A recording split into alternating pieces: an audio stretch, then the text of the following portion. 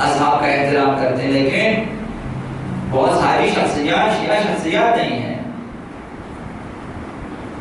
یہ محترم ترین اہل سنت کی شخصیات ہیں جن کے مزارات کو گرا دیے ہیں۔ انہوں نے پیغمبر اسلام کے فرزند ابراہیم علیہ السلام دفن ہیں، امیر المؤمنین کی والدہ فاطمہ بنت اسد سلام اللہ علیہا وہاں دفن ہیں، اور ان کی زوجہ حضرت ام البنین علیہ السلام دفن ہیں، حلیمہ سعدیہ پیغمبر اسلام کی، حضرت عاتکہ اور عبداللہ بن جعفر، محمد بن حنیفہ اور عقیل بن ابی طالب، مالک بن انس کے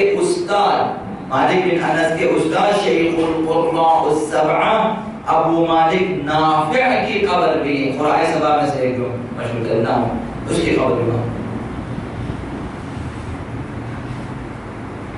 بقیع میں مقداد بن اسود کی قبر، مالک بن حارث، مالک اشتر نخعی، بڑی بڑی ہستیاں وہاں پہ دفن ہیں، خالد بن سعید، خزیمہ ذو الشہادتین، زید بن حارثہ، سعد بن عبادہ، جابر بن عبداللہ انصاری جیسی ہستی، اور حنان بن ثابت، قیس بن سعد بن عبادہ، اور اسعد بن زرارہ، عبداللہ بن مسعود، معاذ بن جبل جیسے اصحابی، اور اس طرح کے بہت سارے اصحاب وہاں پہ دفن ہیں۔ ان سب کے مزارات کو تکفیری گروہوں نے شہید کر دیا۔ لکھا ہے کہ جنت البقیع سے 70,000 افراد محشور ہوں گے قیامت کے دن، جو بغیر حساب کے جنت میں جائیں گے۔ ایسے افراد جنہیں خداوند بے حساب جنت میں داخل فرما دیتا ہے، جنت البقیع میں 70,000 ایسے افراد ہوں گے، ایسے برجستہ افراد جن سے حساب لینے کی ضرورت نہ ہوگی، خداوند ان کی قبروں سے اٹھائیں گے نہیں، جنت میں بٹھا دیں۔ 70,000 ایسے افراد ہوں گے۔ اور یہ بھی کہ یہ روایت بھی بخاری کی روایت ہے، اور یہ جو 70,000 افراد محشور ہوں گے بغیر حساب کی جنت میں جائیں گے، اور ان کے چہرے 14ویں چاند کی طرح دمک رہے ہوں گے، چمک رہے۔ یہ سب اصحاب بقیع۔ ابن بطوطہ نے لکھا کہ بقیع میں عباد ابن عبد المطلب اور حسن ابن علی کی قبروں پر سونے کا قبہ ہے۔ اس زمانے میں سونا چڑھا ہوا قبہ تھا ان دونوں کی قبر میں، جو باہر سے دکھائی دیتا تھا اس زمانے۔ ابن بطوطہ نے سفر کیا، اس نے اپنے سفر نامے میں لکھا کہ حضرت عباس اور حضرت امام حسن ان کی قبروں پہ قبے تھے، اور وہ بھی سنہرے قبے۔ لکھا کہ عباس ابن عبد المطلب اور امام حسن کی قبریں ایک ہی قبے میں، دونوں ایک ہی قبے میں، حتیٰ یہاں تک بھی بیان کیا گیا۔ اب جہاں امام حسن کی قبر ہے وہاں پہ عباس ابن عبد المطلب کی بھی قبر ہے۔ اور اس نے لکھا ہے کہ بقیع کا سب سے بلند قبہ یہی قبہ امام حسن اور عباس ابن مطلب جو بلند ترین ہے اس میں۔ اور لکھا ہے کہ امام حسن کی زری چاندی کی تھی، اور اس پر فارسی میں نقوش تھے، اشعار تھے، دعائیں تھی، جو بھی تھے۔ اب جو ہے ایران کی جو تاریخ ہے زریحوں کے حوالے سے بہت پرانی ہے۔ بقیع میں بھی انہوں نے ذریعے بیان کیے، تو فارسی اشعار بھی، فارسی نقوش بھی لکھے ہوئے تھے، یہ سفرناموں میں لکھا گیا۔ اور اب بھی آپ دیکھیں اکثر و بیشتر مزارات پہ زری جو ہے ایران سے بن کے جاتا ہے۔ لکھا ہے کہ امام حسن کے پہلو میں ایک اور قبر ہے جو امام سجاد کی ہے، جس پر بھی ایک قبہ ہے، یعنی وہاں پر بھی ایک قبہ تھا، چوتھے امام کے اوپر چھوٹے قبے۔ یہ مختصر ترین داستان ہے، اس قدر اس کی داستان ہے، اور ابھی ظلم کی داستان جو بہت ہے۔ البتہ ظلم کی تاریخ بہت ہے۔ قبر آقا امام حسین کو گرانا، اس کے بارے میں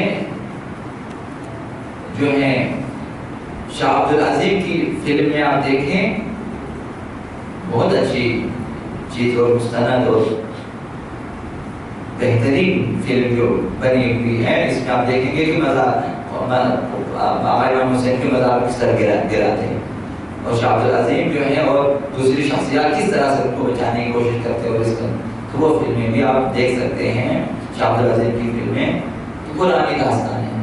اب وہاں سے آپ جائیں گے کربلا سے آپ نے مجھ سے پہلے ان کی ابھی کی داستان نہیں ہے، ابھی ان کا عروج ہے۔ عروج یعنی چاہیے، عروج کا مطلب یہ ہے کہ ابھی یہ لوگ آخری حربے کے طور پر اپنا آخری بار بیٹھ کر اسلام پہ کر رہے ہیں کہ شاید ہمیں کامیابی ملے۔ اب تک انہوں نے شاید خفیہ کیا، اب چند سال ہو چکے ہیں، کھلم کھلا انہوں نے پہلے جب کربلا پہ، بغداد پہ اور جو مدینے پہ، جنت بقیع پہ حملہ کیا تب بھی ناکام ہوئے، کسی حد تک کیا اور پھر خاموش ہو گئے۔ دیکھا کہ اب جو ہے زیادہ ہمیں فتوحات حاصل نہیں ہو سکتے، رک گئے۔ اب شاید دوبارہ انہوں نے سر اٹھانا شروع، مختلف دنیا کے مختلف ممالک میں انہوں نے اپنے جال بچھا دیے، تکفیری گروہوں کو پھیلا دیا، مساجد پہ قبضہ کیا، مختلف مسلمان مکاتب فکر کے جو ہے اس میں داخل ہو گئے، شامل ہو گئے، اور وہاں اندر ہی انہوں نے افرادی قوت بڑھانا شروع کر دی غیر محسوس طریقے سے۔ اور اب آپ نے دیکھا کہ جب شام میں ناکام ہوئے تو عراق میں انہوں نے اور یہ اعلیٰ اعلان بتایا، مغربی ممالک نے ذمہ داری قبول کی اور ان کے ذمہ دار افراد اعلان کیا کہ یہ ہم نے بنایا تھا۔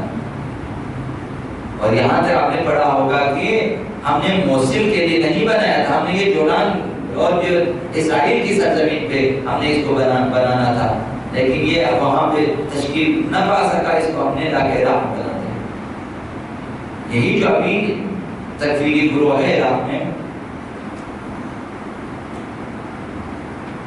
اب ان سب کے مقاصد ایک ہیں۔ ہم سمجھتے ہیں کہ یہ تکفیری گروہ اور ہیں، مغرب اور ہیں، صہیونزم اور ہیں، یہ اور نہیں ہے، سب ایک ہے، ان کی شکلیں مختلف فلموں میں جو آپ دیکھیں گے،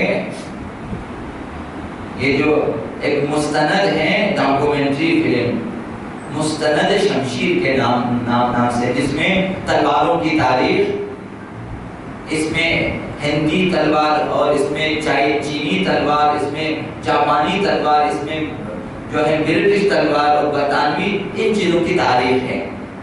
اس میں وہ مستند لکھنے والا جو ہے وہ اس میں بتاتا ہے کہ جو انگلستان ہے یہ جو ہے ناگہانی طور پہ حملہ کرتا ہے اور اپنے ہتھیاروں کو دہشتناک بناتا ہے اور زیادہ شور کرتا ہے جب حملہ کرتا ہے، اور ان سب کا مقصد مد مقابل کو ڈرانا ہوتا ہے۔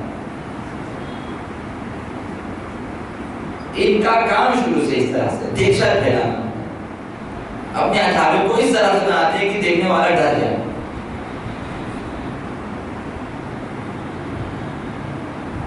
سب کے مقاصد ایک ہیں ان کے، یہ سب یا ٹرائی اینگل بن جاتے ہیں یا جتنے اینگل ان کے بن جاتے ہیں، سب کے مقاصد ایک ہیں۔ سب کے مقاصد دجالی ہیں، سب کے مقاصد یہ ہیں کہ اسلام نہ رہے، دین نہ رہے۔ ان مزارات سے دشمنی نہیں ہے، ان مزارات سے دشمنی اصل میں اسلام سے چاہتے ہیں کہ مسلمانوں کے لیے کہیں بھی کوئی بھی مرکز نہ رہے۔ گزشتہ سالوں کی جو رپورٹیں آپ نے پڑھ لی ہیں، عراق میں جب امریکن فوج وہاں پہ اتری اور انہوں نے اتنے ہزار جو ہے امریکن فوج نے جو ہے تحقیقات شروع کر دی کہ آخر کیا سبب ہے کہ ایک قبر کے گرد بیک بعد 40 لاکھ افراد طواف کرتے ہیں، اور پھر یہ تعداد بڑھتی ہوئی 1.5 کروڑ تک، اب 2 کروڑ تک اس سال چہلوں پہ کربلا میں لوگ موجود ہیں۔ یہ ہے تو یہ کیا ہے؟ مرکز ہے کہ ایک خبر ہے جو مرکز ہے جہاں 2 کروڑ افراد جمع ہو جاتے ہیں، ایک دوسرے سے آشنا ہو جاتے ہیں، ایک دوسرے سے ملتے ہیں، ایک دوسرے کو خبریں بتاتے ہیں، ایک دوسرے کو حالات بتاتے ہیں، طاقت کا اظہار ہو جاتا ہے، اظہار وجود ہو جاتا ہے، اس سے خوف لاحق ہے۔ تو موصل میں جب انہوں نے بغاوت شروع کر دی، ہدف کربلا ہے اور نجف اور کربلا نے ان کا کیا بگاڑا ہے؟ یہ مرکز نہ رہے، نجف مرکز نہ رہے، کربلا مرکز نہ رہے، ختم کر دیں تاکہ لوگ نہیں آئیں گے۔ انہیں یہ نہیں معلوم ہے، یعنی ان کی بھول یہ ہے کہ حتیٰ کہ جس قدر بھی مظالم ڈالیں، انہوں نے سوچا کہ بقیع کو گرانے کے بعد وہاں کچھ بھی نہیں، سمجھتے کہ ہم ان قبوں کی خاطر آتے ہیں، ہم ان قبوں کی وجہ سے نہیں آتے، ہم ان نقش نگار کی وجہ سے نہیں۔ ابو خالی زمین ہے، اس خالی زمین پر بھی تم نے پہلے بھی بٹھا دیے، ہم اسی زمین پہ بھی آتا ہے۔ اب کربلا کو اٹھا تو نہیں سکتے، مزارات کو اٹھائیں گے، لیکن اب اگر 2 کروڑ ہیں مزارات کو گرانے کے بعد یہ 4 کروڑ ہو جائیں لوگوں کی جگہ۔ یہ ان کی بھول، یہ نہیں سمجھتے ہیں کہ میں قبوں کو اور جو ہے دیواروں کو گرا دیں گے تو لوگ نہیں آئیں گے۔ ابرہہ نے یہی سوچا تھا کہ کعبے کو گرائیں گے لوگ نہیں آئیں گے، یزید نے یہی سوچا تھا کہ کعبے پہ حملہ کر دیں گے لوگ نہیں آئیں گے، لیکن یہ ان کی بھول ہے۔ انہیں اسلامی شیعی عقائد کا نہیں معلوم، ایمان کا اندازہ نہیں ہے، ایمان کا اندازہ نہیں، اس وجہ سے وہ چاہتے یہ ہیں لیکن ناکامی مقدر ہے ان کی، کسی بھی صورت نہ اب تک انہیں کامیابی ملی ہے نہ اس کے بعد کامیابی ملی ہے۔ یہ تاریخی ہے، یہ ایمانی ہے، عقیدتی ہے، ہر حوالے سے منطقی ہے، کوئی منطق، کوئی عقل ان کی تائید نہیں کرے گی۔ ظلم پھر ظلم ہے، بڑھتا ہے گھٹ جاتا ہے، جس قدر ظلم زیادہ ہو جائے وہ ختم ہو جائے۔ یہ ظلم کی جو ہے قسمت یہی ہے، اس نے ختم ہو جاتا ہے۔ خون کی تاثیر رہ جاتی ہے، ناممکن ہے کہ آپ ایک خاندان کے ایک فرد کو قتل کریں اور پھر اس خاندان کو آپ خاموش کرا سکتے، نہیں ہو سکتا۔ اس خاندان سے اور زیادہ فریاد بلند ہوگی، اور زیادہ لوگ انتقام کے لیے آگے آ جائیں گے۔ ابھی تک اگر وہ ہتھیار نہیں اٹھا، اس کے بعد وہ بھی ہتھیار اٹھائیں۔ اصول یہ ہے، یہ فطری چیز ہوتی ہے۔ اب ہماری زبان میں کہ مکڑی حملہ نہیں کرتی، لیکن آپ اس سے بھی تنگ کرے وہ بھی حملہ کرتے، مکڑی نے حملہ کرتی۔ تو یہ ان کی بھول ہے، وہ سمجھتے ہیں، ان کے کیونکہ عقیدہ یہ ہے، عقیدہ یہ ہے کہ پہلے بھی عرض کیا آپ کی خدمت میں، زیادہ طولانی نہ ہو، ان کا عقیدہ یہ ہے کہ اسلام پھیلانا واجب ہے اور اسلام تبلیغ سے نہیں پھیلے گا، اسلام تلوار سے پھیل سکتا ہے۔ تو ان کے جھنڈوں پہ جہاں لکھا ہوا لا الہ الا اللہ، نیچے ہے تلوار، یعنی اسلام تلوار کے ذریعے نہ تبلیغ کے ذریعے، ان کا عقیدہ ہے۔ اب آپ کبھی نہیں آپ نے سوچا ہوگا کہ ان کے تمام میناروں پہ چاند کو اوپر کی طرف کیوں رکھا گیا ہے؟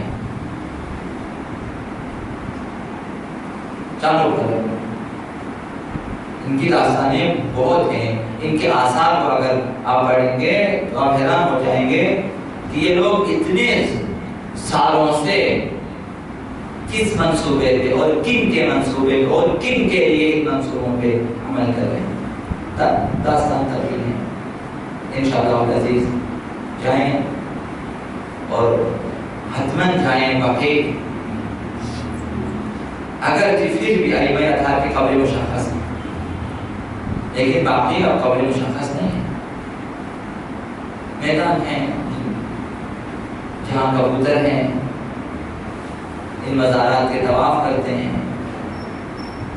آپ دیکھیں گے باقی میں پرندے ہی پرندے، کبوتر ہی کبوتر نہ معلوم شاید وہ بھی ہماری طرح اسادہ ہے.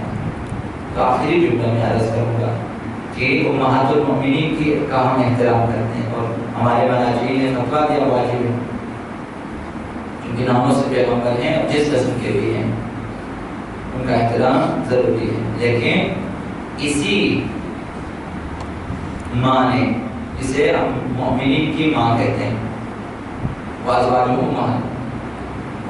امہاتہم، پیغمبر اسلام کی بیویاں امت کی مائیں ہیں. تو مائیں اچھی ہوتی ہیں، کبھی کبھی اچھی نہیں ہوتی. پیغمبر اسلام انہی کے گھر میں جو ہیں وہ پال گئے، وہیں پر اسی گھر میں دفنا دیا جہاں پہ پیغمبر اسلام کا روزہ ہے، اسی کو دفنا دیا. اور اس کے بعد ان کا اپنا بابا وفات پا گیا تو وہیں پہ آپ کے ساتھ کی جاتی. پھر دوسرا خلیفہ کہاں یہیں پہ دفنا دیا. اب اس کے بعد جب آقا امام حسن کی باری آئی، اجازت نہیں. نواسے رسول، جگر گوشے رسول کو اس ماں نے اجازت نہیں کہ وہاں پہ دفن ہو. وصیت تھی آقا امام حسن کی کہ مجھے اپنے نانا کے بیڈروم میں دفن کر دے. جنازہ تیار ہوا، جنازے کے ساتھ آقا امام حسین